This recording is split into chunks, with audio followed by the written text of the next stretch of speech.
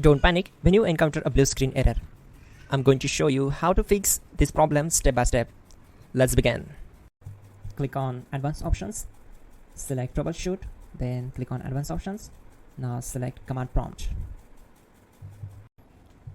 Type chkdsk/f/r:/c: and hit enter to execute the command. Now wait for some time to complete the process. Once done, move to the next step. Type C: and hit enter to execute the command. Now type cd space C: / and hit enter to execute the command. Type cd space Windows and simply hit enter to execute the command. Now type cd space system32 and we need to execute this command. For that, simply hit enter. Now type cd space config and hit enter. Then type md space backup and hit enter. Now type copy space *** space backup and hit enter. Now type md backup1 and hit enter.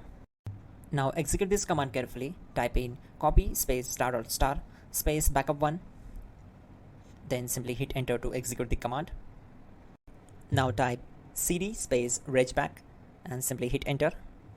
Execute this command. Type dir, then simply hit enter. Now execute this command. Type in copy space ** space ... and then hit enter. After that, type all and again hit enter to execute the command.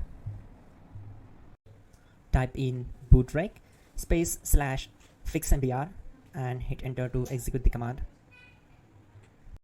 Now type in bootrec space /fixboot and simply hit enter to execute the command. Now type in cd space C: / and simply hit enter to execute the command. Now execute this command.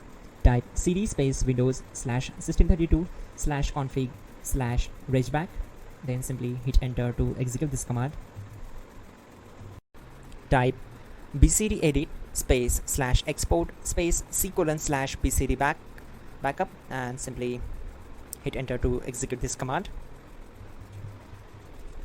Now type cd space C: / and hit enter. Now execute this command.